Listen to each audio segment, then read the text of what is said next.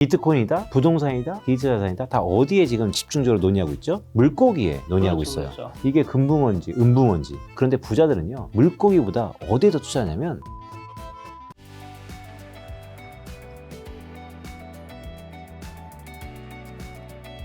자, 매달 뵙는 빈사트 위원님과는 1월에 이제 특집 코너로 많은 분들이 2026년에는 더 부자가 됐으면 하는 마음에 KB금융주식에서 발표한 2025년 한국 부자 보고서를 가지고 심층 분석하고 거기서 우리가 부자들의 뭐 습관과 그 다음에 투자 방법, 투자 행태들을 좀 벤치마킹해서 우리가 어떻게 하면 2026년에 좀 더 자산이 늘어날 수 있는가를 한번 해보려고 합니다. 왜 제가 이 인터뷰를 하자고 말씀을 드린 거냐면 제가 자산가들을 보면 예를 들면 뭐 상위 1%가 30억대 정도 순자산이고 상위 뭐 10%가 10억대고 상위 제가 알기로 한 0.1% 정도 뭐 83억인가 86억대 이제 이건 여기서 발표되는 게 아니 2024년 발표된 자료였는데 그런 자료 보니까 초고자산가들이 자산을 좀 적게 가신 분보다 자산이 훨씬 더 많이 늘어나더라고요. 네. 사실 우리가 예를 들면 주식으로 친다면 중소형주 투자하면 수익률이 훨씬 더 커야 되거든요. 그리고 대형주 투자하면 수익률이 작을 수밖에 없는 건데 어떻게 보면 돈이 많으신 분은 대형주라고 좀 비교를 하고 돈이 좀 작으신 분은 중소형주라 친다면 오히려 역전되는 거죠. 돈이 많은 사람들이 더 많은 상승률이 한마디로 부자가 정말 더 큰 부자가 되는 게 분명히 이유가 있지 않을까 싶어서 이번 특집 코너를 준비해봤습니다. 우선 첫 번째 질문은 현재 한국에서 부자라고 불리려면 최소 얼마의 자산을 가져야 한다고 나오나요? 네, 통계적으로는 금융자산 10억 원입니다. 그렇죠. 금융자산으로 10억 이상 있는 사람이 이제 부자의 커트라인. 맞습니다. 근데 이제 우리나라 가계자산의 포트폴리오가 보통 7대 3 정도니까 네. 부동산이 7, 동산, 즉 금융자산 쪽이 3이니까 얼추 러프하게 유추해보면 한 100억 원 정도 있으면 우리가 부자다라고 하고 있고 실제 보고서에서는 서베이를 돌려봐도 한 100억 원 있으면 내가 부자다라고 인식할 가능성이 높다라고 적혀 있어요. 오늘 전반적으로 2025년, 그러니까 작년도죠. 부자 보고서에 대해서 말씀드릴 텐데 시작하기 전에 총평이 있습니다. 이유가 있습니다. 무슨 이유가 있어? 부자는 이유가 있다. 아, 그게 종평이에요? 네. 설명해 준 게.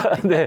이게 차차히 설명드릴 텐데, 왜냐면, 어디서 뚝 떨어지는 게 아니고, 부자는 이유가 있고, 이유가 있다. 어떤 이유냐면, 부를 계속해서 늘려나는 이유가 있는데, 아. 결론부터 좀 말씀드려 볼까요? 네. 결론은 항상 도전하고 끊임없이 변화합니다. 포트폴리오를 변화시킵니다. 최근의 트렌드에 맞춰서. 무슨 얘기냐면, 우리나라 부동산 불패 신화가 있죠? 최근 들어서요, 부동산, 즉, 부자들의 포트폴리오를 보면 여전히 부동산 불패 신화가 있긴 하지만, 많이 바뀌었다라는 거. 네. 대체자산, 동산, 특히 한국 주식 등등. 그리고 서베이를 통해서 2026년 어디에 투자할래라고 하면 부자들은 다 부동산 투자하는 거 아니야? 보다는 물론 그런 사람 항상 있죠. 네. 점차 그 퍼센테이지가 바뀌고 있다는 거. 아. 부자가 오히려 지금 가지고 있는 틀을 깨면서 계속 유기적으로 변화하는구나. 부자는 다 이유가 있구나. 라는 것이 총평입니다. 그냥 떨어지는 거는 아니다. 맞습니다. 제가 그리고 다른 전문가한테 들었던 말인데 우리가 이제 부자의 기준이 통상 금융자산 10억 원 이상 있는 분이 이렇게 말을 하잖아요. 네. 근데 이게 사실 옛날부터 이 자료를 썼다고 들었거든요. 맞습니다. 근데 이 자료가 이제 사실 인플레이션 계속 일어나는데 옛날 10억이 지금 10억과 똑같진 않잖아요. 네. 근데 그걸 가지고 이렇게 말씀하시기 전에 되게 와닿는 게 근데 어쨌든 이 시계열로 같은 금액을 가지고 계속 기준점을 잡고 가야지 이 부자가 얼마나 늘어나는지 측정할 수 있기 때문에 계속 금융자산은 이제 10억이라고 금융권에서 칭하는 거지. 아까 말씀하신 대로 부자들은 진짜 부자의 금액을 100억이라 생각하는 게 이제 이 기준 때문에 이제 10억이라고 얘기를 하더라고요. 그럼 이 현실적으로 좀 말씀드려 볼까요? 네. 증권회사에서요. 부자, VIP 10억 원 가져오면 받아들이죠. 부자니까. 하지만 실제 부자 서비스가 안 나갑니다. 자, 그러면 현재 한국 부자들이 정의하는 부자의 기준이 네. 자산 100억인인 이유는 뭔가요? 네, 일단 100억 원 기준이 기본적으로 통계를 봤더니 KB보고서는 제가 전신이 또 KB금융그룹 아닙니까? KB금융그룹이 자신 있어 하는 대한민국 1등 통계가 있어요. 부동산 통계입니다. 그래서 네, 모든 부를 부동산을 기준으로 하기 때문에 상당히 포트폴리오 부동산에 특화되어 있고요. 최근에 특히 이재명 정부가 가계 포트폴리오를 부동산에서 동산으로 바꾸면서 있어서 이 하나증권도 하나금융연구소도 부자 보고서를 내는데 이거는 한 여름쯤 내고요. KB는 이제 겨울쯤 냅니다. 근데 통계적으로 보면 서베이를 쭉 해보니까 그들의 부자의 기준이 금융자산 10억 원 정도다라고 할 수 있고 또 그 안에 금융자산 10억 원 안에서 촘촘히 좀 나눠봤습니다. 첫 번째 보면 자산가가 있는데요. 네. 자산가는 10억 원에서 100억 원 미만 정도. 고자산가, 그러니까 자산가보다는 한 단계 레벨업. 100억 원부터 100억에서 300억 원, 그다음에 초고자산가 300억 원 이상 포트폴리오 금융자산이 300억 원이면 총자산 1000억 원. 이 통계가 되게 드라마틱하고 의미 있는 것은 자산, 즉 부자군을 세 가운데 카테고라이즈, 즉 구분했다라는 게 되게 특이하다고 할 수 있겠습니다. 자, 그리고 또 금융자산 10억 원 이상 보유한 부자가 47만 6천 명에 달하는데 최근 15년간 부자의 숫자가 근데 또 매년 10% 가깝게 급증했더라고요. 그 네. 원인은 뭘까요? 아무래도 시기열로 쭉 하다가요. 2020년부터 기업들의 기울기가 좀 올라갔습니다. 팬데믹, 유동성. 즉 전 세계 미국을 유시한 한국 등등 모든 국가들이 위기를 타개하기 위해서 했던 것이 어떤 국가들은 직접 돈을 나눠줬고 네. 한국 같은 경우는 빚을 내줬고 즉 전부 다 유동성이라는 것이죠. 네. 따라서 부자가 아까 김 작가님이 이런 말씀하셨죠. 부자가 지나 보니까 중소형주와 대형주처럼 오히려 퍼센테이지는 중소형주가 훨씬 더 상승률이 높아질 것 같은데 실제 보면 부자가 더 부자가 되더라. 그렇죠. 그것은 유동성 국면 속에서 레버리지 효과가 부자가 기가 막히게 이용한다는 것이죠. 즉 모든 것은 자본시장 기본적인 시스템, 금리를 기반으로 한 레버리지. 네. 부자는 이유가 있다. 레버리지를 잘 활용한다라는 게 첫 번째입니다. 어떻게 보면 레버리지에 대한 진입 장벽, 네. 마인드적인 측면도 좀 낮을 거고 어쨌든 레버리지라는 건 내가 가지고 있는 돈을 바탕으로 좀 레버리지 하는 부분이 있기 때문에 더 많은 돈을 빌릴 수 있기 때문에 거기서 물론 잘못되는 분도 있겠지만 더 큰 돈을 벌 기회도 있다는 거네. 그렇죠. 결국 확률 게임이고요. 레버리지라는 네. 것은 자기 자산 대비 비율이니까 자산이 크면 클수록 더 많은 것을 빌릴 수 있다는 것이고 우리 흔히 코스피 지수 늘상 얘기하잖아요. 언제 돈을 벌 수 있냐? 꽤 돈을 많이 버는 사람들. 한 주식을 열심히 공부해서 오랫동안 물타기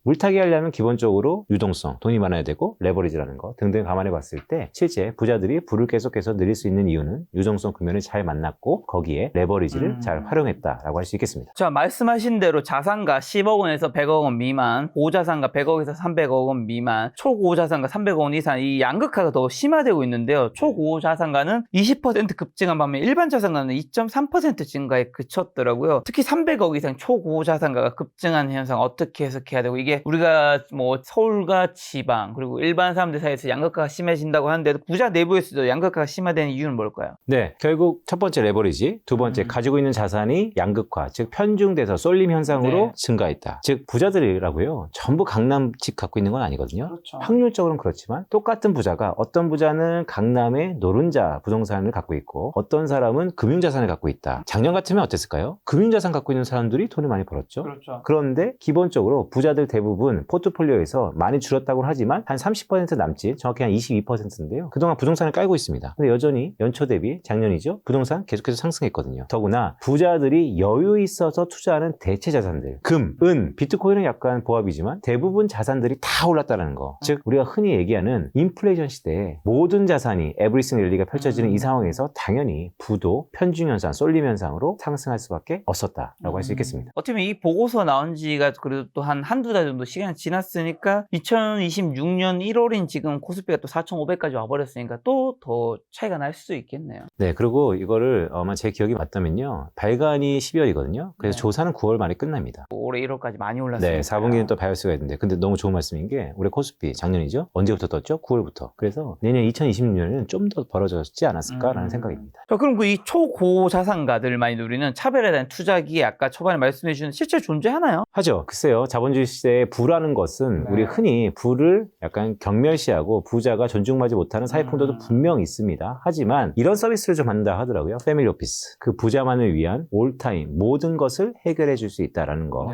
재무 상속 등등 투자 컨설팅까지 이런 체계적인 서비스를 받다 보니까 여전히 확률적인 게임에서 이득을 볼 수 있는 부자들의 부가 계속해서 증가하는 서비스가 특히 특화되어 있고요. 아마 2025년 6년을 기점으로 패밀리 오피스는 한국에서 상당히 비즈니스가 커질 겁니다. 그만큼 우리가 부자 비즈니스도 금융권뿐만 아니고 전반적인 산업에서 특화되고 있다라고 할 수 있겠습니다. 자, 그리고 또 과거에는 부의 원천이 부동산이었으나 45.8%였고요. 현재는 22%로 어떻게 보면 수치상으로 봤을 땐 반토막이 났는데 이거를 이제 부동산으로 부자가 되는 시대에 끝났다고 봐야 하는 걸까? 아니면 돈이 너무 많아지다 보니까 똘똘한 채 중심으로 또 정책도 가다 보니까 부동산에 계속 뭘 할 수 없으니까 당연히 좀 줄다 보니까 부동산이 좀 줄어든 것인지. 그러니까요. 되게 이제 복잡한 거죠. 왜냐하면 지금은 패러다임의 전환기입니다.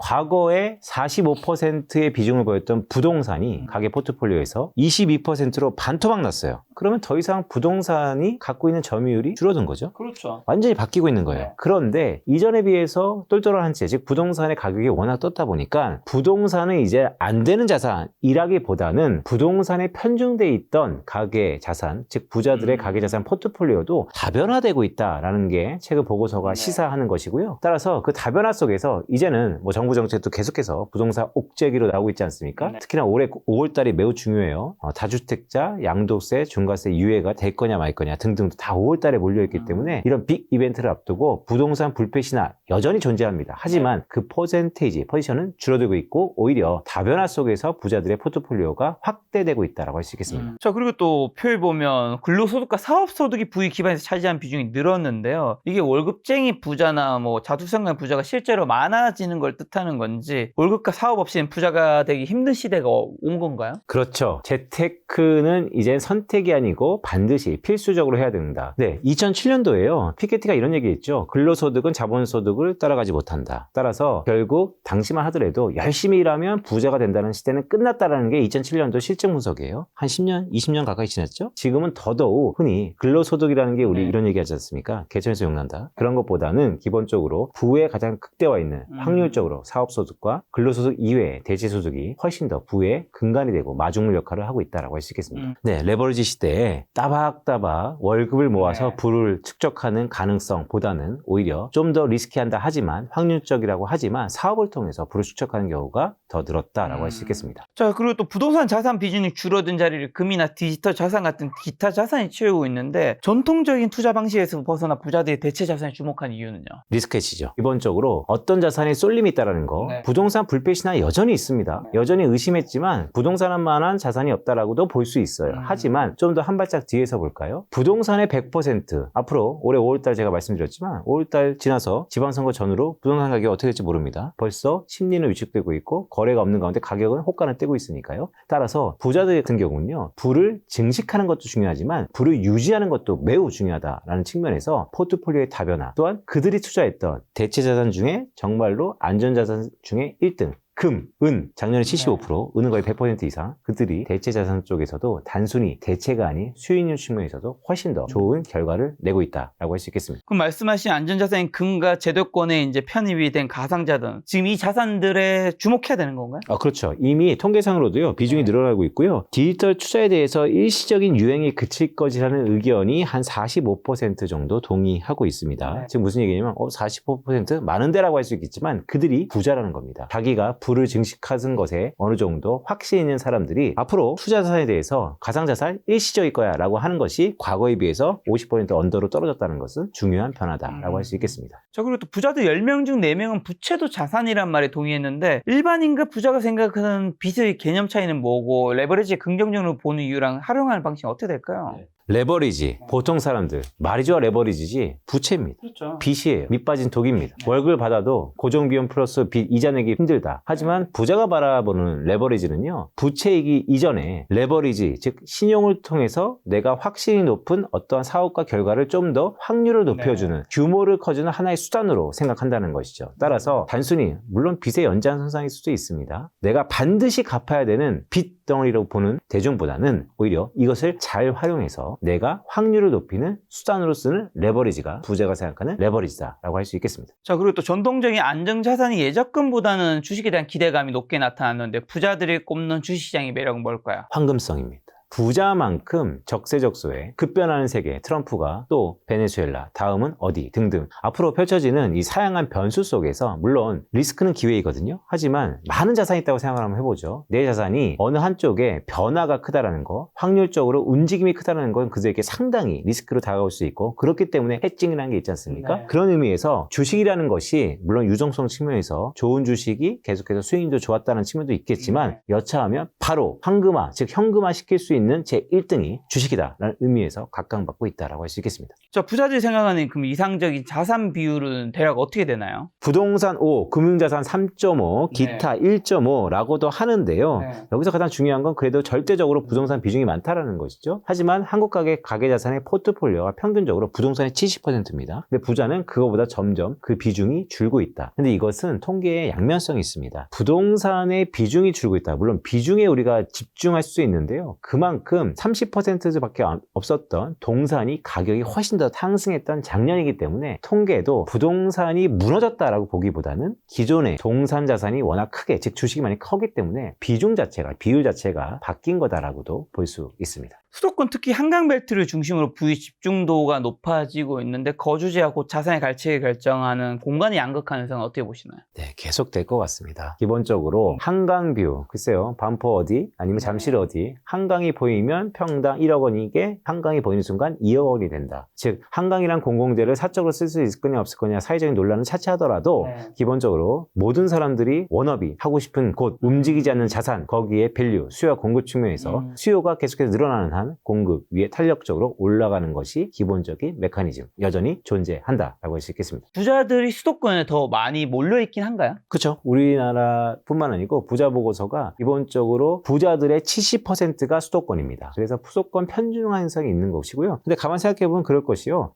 지금 부동산 가격이 양극화가 되고 있잖아요. 수도권과 지방 등등. 지방에도 뭐 대구, 부의 옛날 상징이었죠. 부산, 이제는 서울과의 집값 가격이 워낙 벌어지고 있기 때문에 부를 갖고 그들의 순위를 매긴다면 당연히 수도권에 쏠릴 수밖에 없는 상황이다. 수도권의 인구가 한 2,500만 좀 뭐 내외를 해서 한 50% 정도 한국 인구를 차지하는데 약 부자가 70%가 수도권에 있다는 건 한 20% 정도가 더 수도권에 몰려 있다는 거네. 맞습니다. 러프하게 한 30% 정도 네. 넘게 있다고 할 수 있습니다. 자, 자산관리 서비스 이용하는 비중이 81%에서 35%로 급락했는데 부자들이 기존의 PB 서비스 같은 전문가를 좀 멀리하고 직접 금융 지식을 습득하고 투자하는 주체적 자산 관리하는 이유랑 실제로 이 데이터에서 이렇게 나왔었는데 위원님도 금융권에 계시니까 네. 이걸 이제 언제 처음 입사하셨죠? 2011년에 그전에는 이제 국회라는 곳에 네. 2008년도에 입사했는데요. 네, 2011년부터 금융권에 계셨으면 거의 한 15년 동안 계셨으니까 그때와 지금의 이 차이도 좀 느껴질 것 같기도 하고. 완전 느껴지죠. 근데 이 얘기 편집 안 해주실 거죠? 네. 바로 얘기해 볼까요? 왜 그런지 아세요? 왜요? 김작가 TV 때문에 그렇습니다. 아, 유튜브 채널 같은. 맞습니다. 그러니까 정보의 매개체가 접근성이 훨씬 더 높아졌고요. 그들이 직접 공부하는 것이 PB를 만나서 도움받는 것보다 이제는 대체제가 생겼다는 것이죠. 대체제일 거냐, 보완제일 거냐, 저는 기본적으로 봤을 때 다 이용해야 된다라고 생각하는 사람 중에 하나입니다. 왜냐하면 누가 어떻게 좋을지 모르거든요. 따라서 과거에는 PB만 갖고 있었던, 애널리스트만 갖고 있었던 정보의 비대칭성이 김작가 TV 같은 이런 유튜브 채널이 나오면서 스프레드 아웃됐다. 긍정적인 부분도 분명히 있지만 이렇게 부자들의 변화도 동반 나타나고 있다라고 할 수 있겠습니다. 그렇죠. 부자들이 또 꼽은 자산관리 지혜 1순위가 지속적인 금융지식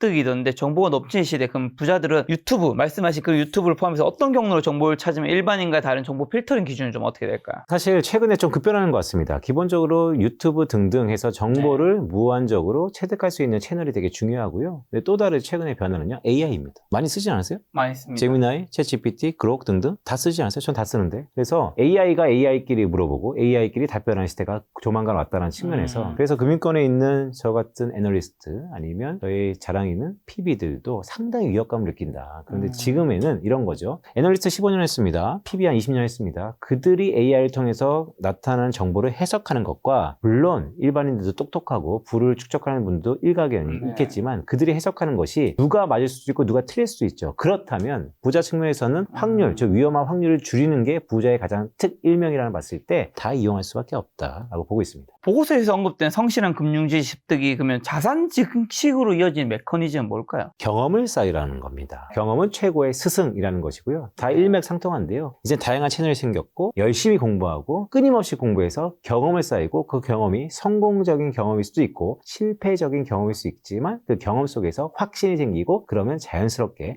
투자하는 것도 뚝심 있게 철학을 갖고 할 수 있다. 그들이 성공 확률이 높아져서 결국에는 궁극적으로 부자가 됐다. 자칫 실수 실수할 수 있었다. 과거 같으면 이 실수에 네. 복귀가 어려웠다라고 할 수 있겠지만 부자는 역시 자산의 다변화성에서 레버리지라는 게 있었다라고 할 수 있겠습니다. 지난 1년간 부자들 수익을 견인한 1등 공식이 주식이라고 하던데 특히 반도체, IT, AI 관련주 집중 투자한 이유랑 그들이 주식을 대한 장기 투자 관점은 뭘까요? 세상의 변화, 성장주에 투자했다라고 볼 수 있고요. 연단위 장기 투자 운용이 국내가 한 43.1%, 보고서는 해외가 44.2%입니다. 이상하지 않으세요? 비슷비슷하네? 라고 느낄 수 있죠? 네. 전반적으로 그만큼 한국 증시에 대해서 기세가 좋다, 바람이 불고 있다라고 할 수 있겠고요. 부자라고 해서요, 전부 다 엔비디아만 사는 건 아닙니다. 전부 다 빅테크만 사는 건 아닙니다. 물론 세금 측면에서의 절세 효과가 여전히 있지만 특히나 작년에 코스피가 75% 이상 상승하면서 국내 주식을 바라보는 시각도 완전히 달라지고 있다라고 할 수 있고, 아까 김 작가께서 연초에 우리 증시가 시작한 바 동시에 계속해서 4,500포인트를 넘어서 장중엔 4,600포인트도 찍었거든요. 계속해서 오르는 가운데 국내 증시에 대한 비중도 관심도 높아지고 있다라고 할 수 있겠습니다. 반도체 얘기 나온 김에 삼성전자, 하이닉스 네. 요즘 목표 주가 오늘 맥컬이었나요? 발표됐었죠. 오늘 삼성전자 4분기 잠정 시작 발표했고요. 네. 20조 원 영업이익 나왔습니다. 네. 컨센서스 극단에 있는 게 22조 원이었고 대부분 17조 원이었기 때문에 컨센서스를 상회했습니다. 네. 그런데 근데 주가 떨어졌던데. 맞습니다. 초반에 주가가 좀 비지비지했거든요. 여지없이 삼성전자의 잠정 실적이 일부 기반영됐다라는 게 있는데 지구 반대편에서 CES에서 최근에 현대차가 CES 로봇으로 아틀란스로 많은 얘기를 하고 있지만 네. SK하이닉스에 대한 반도체 메모리에 대한 기대감도 역시 동반했었거든요. 따라서 삼성전자는 주춤했지만 SK하이닉스는 계속해서 상승세를 이어가고 있습니다. 더구나 말씀드렸던 것처럼 맥커리를 위시한 대부분 해외 IB들, 저희 하나증권도 마찬가지고요. 계속해서 TP, 타겟 프라이싱을 올리고 있다. 지금은 뭐 삼성전자는 18만 전자, 20만 전자가 계속해서 상향 조정되고 있고 SK하이닉스도 100만 닉스를 넘어서 가능하다고 보시나요? 둘 다? 100만 닉스는 종착지가 아니고 기착지다. 자, 부자들도 금융위기나 팬데믹 시기에 큰 손실을 경험했는데 위기를 기회로 바꿔 현재의 부를 일구게 만든 그들만의 회복 탄력성과 대응 전략은 뭘까요? 일단 예측은 불가능합니다. 네. 증시 격언 중에 이런 얘기가 있어요. 당신이 전망을 하고 있다면 당신은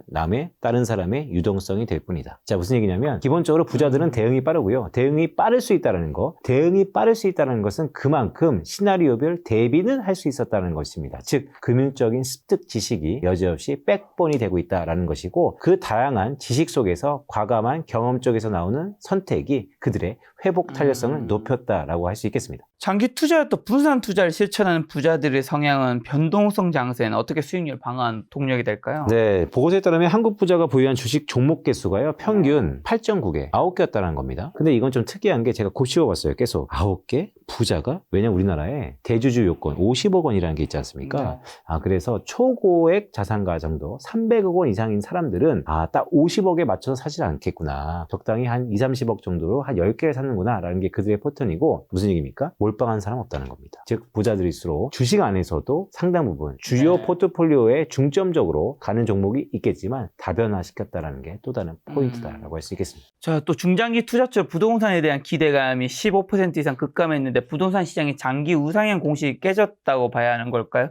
부자들이 부동산 비중을 줄이는 모습이 대중들에게 부동산 탈출 신호로 익힐 수도 있을 텐데 이거에 대해서 어떻게 생각하시나요? 네, 여전히 부동산에 대한 믿음은 있는 것 같습니다. 왜냐하면 포트폴리오상에서 많이 줄어들고 있지만 그래도 그럼에도 불구하고 부동산에 대해서 어느 정도 안정성을 갖고 가고 있는 건 사실인 것 같고요. 다만 말씀하신 것처럼 중장기 투자처 앞으로 미래 10년, 20년을 봤을 때 한국의 모형이 일본처럼 될 건가? 아니 다른 나라 즉 대만처럼 될 건가? 여러 가지 갈림길에 있는데요. 그래도 이전보다는 100% 무슨 소리야? 기승전 부동산 불패신하지? 라고 하는 그런 시각은 다소 좀 경감되었던 2025년이다 라고 할 수 있겠습니다. 자, 부자들이 또 올해의 투자 기조를 현상 유지로 잡으면서도 주식 비중 확대의 긍정적인 이유는 뭘까요? 작년에 75%나 상승했습니다. 기저도 있죠. 작년에 75% 상승했으니까 우리 김작가 TV 제가 12월 달에 와서 2026년도 초주식사이다라는 얘기도 했지만 세상에 많은 경험을 하다 보면 영원한 건 없다. 많이 올랐으면 좀 쉬어져야지 라고 할 수 있잖아요. 근데 지금 연초 한 일주일 정도 지났는데 어떻습니까? 계속해서 불을 뿜고 있습니다. 무슨 얘기냐면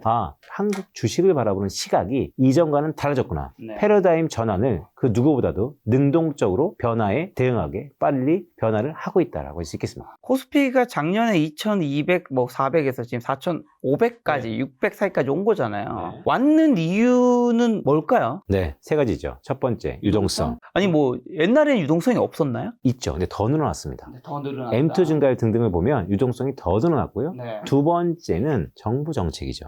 상법을 3차례나 개정하면서 네. 계속해서 장기 보유를 하도록, 즉 부동산만 장기 보유는 게 아니고 주식도 장기를 보유하면 인센티브를 주겠다. 더구나 지난 연말에 해프닝이었죠. 우리 구두개입, 외환시장이 구두개입하면서 이제는 특이하게 리쇼어링 계좌까지 만들면서 서학개미들 단기적으로 1분기, 2분기, 3분기, 4분기 빨리 팔면 팔수록 인센티브를 주겠다. 세제적인 혜택을 주겠다. 상당히 한국 주식에 대한 드라이브 정책이 있었다는 것이고, 마지막 세 번째는 AI입니다. 엔비디아빨 밸류체인, TPU, 구글빨 밸류체인, 빅테크빨 밸류체인, 거기에 가장 교집합, 비메모리, 네. HBM, 삼성전자, SK하이닉스, 즉 한국의 시가총액 1등, 2등 기업이 다 질비해 있고, SK하이닉스는요 여러분 이런 얘기도 있었습니다. 2026년 SK하이닉스, HBM, 솔드아웃 다 팔렸습니다. 더할 나위 없이 좋다. 유동성과 정부 정책과 AI. 그럼 그 유동성이 늘어나서 뭐 사실 굉장히 많은 자산이 올랐던 부분이 있잖아요. 네. 그럼 왜 비트코인만 떨어진 거예요? 아니 거기도 유동성이 늘어난 건 똑같을 텐데. 그렇죠. 근데 비트코인이 떨어졌죠. 하지만 시계로 계속 늘면 늘수록 언제부터 샀느냐에 따라 좀 다르겠죠. 그렇죠. 근데 뭐 작년을 기준으로 한다면요. 금 올랐죠. 네. 뭐 부동산 올랐죠.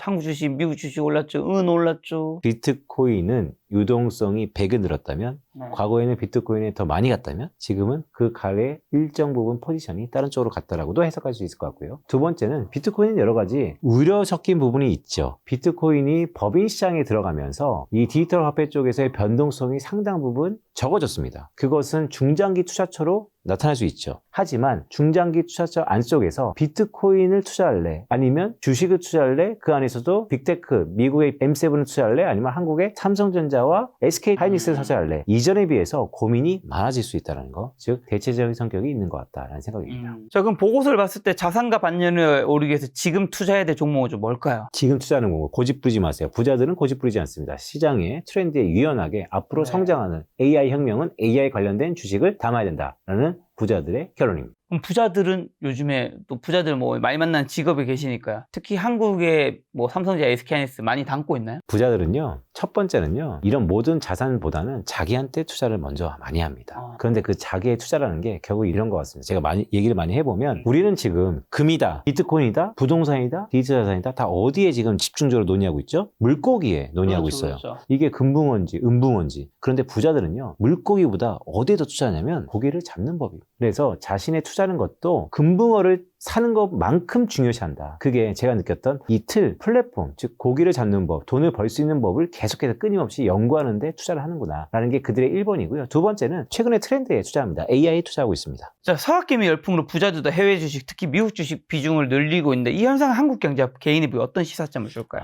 정부는 이런 얘기하고 있죠. 서학개미 때문에 달러 환율도 이렇게 약세가 되고 있고, 네. 한국의 북구가 유출되고 있고, 돌아와요 서학개미들, 국내를 떠나는 건 이제 지능선이 아니고 들어오는 건 지능선입니다 라는 얘기를 하고 있지만, 한 발짝 뒤에서 볼까요? 정치색을 차치하고요. 그냥 성장하는 산업에 투자를 해야 되는데요. 성장하는 헤게모니는 여전히 미국에 있습니다. 미국 연준이 12월달 FOMC에서 미국의 경제 성장률을 높였는데요. 제가 그래도 말씀드린 적이 있지만, 미국이 성장, 즉 연준의 성장 모형에 AI가 들어가고 있습니다. 그 AI는 최근에 간밤에 미국의 ADP 민간고용, 그 다음에 고용 이직 보고서, 졸트 등등 다 고용이 둔화되고 있습니다. 네. 이상하지 않으세요? 성장을 하는데 고용이 줄어든다. 고용 없는 성장에 대한 기대가 상당히 높아졌다는 의미에서 저는 이게 미국 주식, 한국 주식을 구분하기보다는 성장하는 AI 성장하는 산업에 상당 부분 중요도가 있고, 거기에 한국의 삼성전자, SK하이닉스, 저는 여전히 주도주를 사야 된다라는 말씀을 계속해 드리면서 SK하이닉스의 기대가 여전히 이어진다라고도 보고 있는 사람입니다. 자, 부자들이 그럼 가장 경계하는 리스크 요인과 이에 대비한 안전지향적 전략은 뭘까요? 부자들이 가장 경계하는 리스크 요인은요, 기본적으로 자기가 스스로 고집 부릴 수 있냐. 무슨 얘기냐면 포트폴리오가 변하지 않는다는 게 가장 경계 1호입니다. 세상은 변하는데 과거처럼 부동산 불패 시장을 계속해서 가져가야 되느냐? 이것은 최근의 흐름과 맞지 않거든요. 설사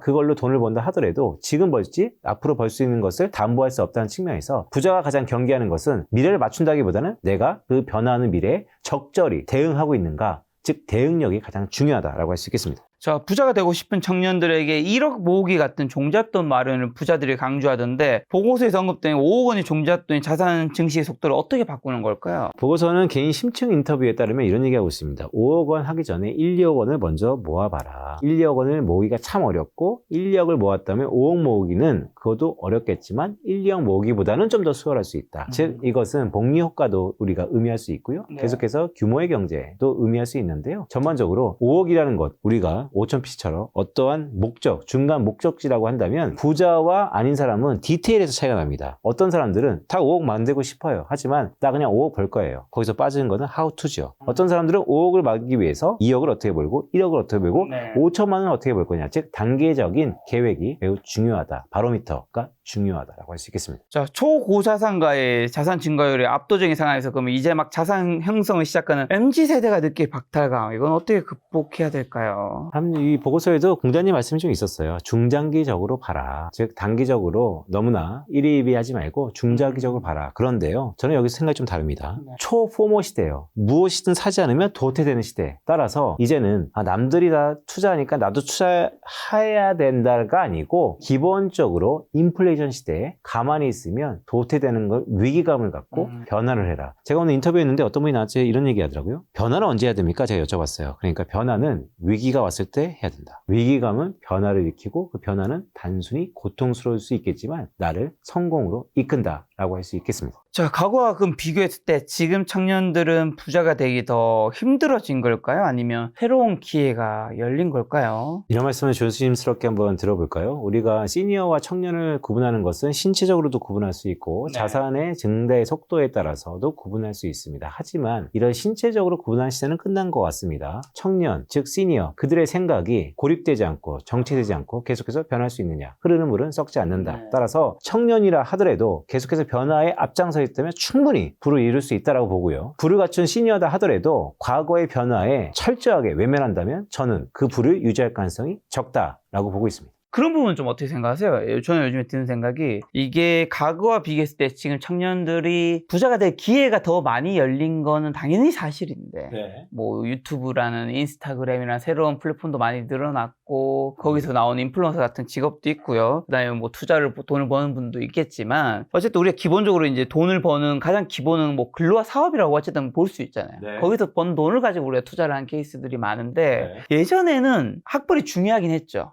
중요했지만 예를 들면 주요 기업의 CEO의 학력들을 보면 지방대들도 좀 있었거든요. 네. 저는 이제 계명대학교라는 지방대를 나왔기 때문에 그런 걸 좀 더 주의 깊게 봤었는데 옛날에 뭐 부산대, 뭐 경북대, 대구와 경북의 부산의 명문대학교라고 할 수 있죠. 그 지방에. 근데 요즘에는 CEO 학벌들 보면 정말 서울의 우수의 대학 아니면 해외 우수 대학들이 거의 포진을 하고 있더라고요. 그리고 또 제가 아는 AI 전문가한테도 물어봤었죠. 그래서 옛날에는 우리가 지금 열정 가지고 뭐 여러 가지 뭐 장사를 하거나 해서 막 소리치고 외치고 뭐 이런 그 비즈니스가 있었잖아요.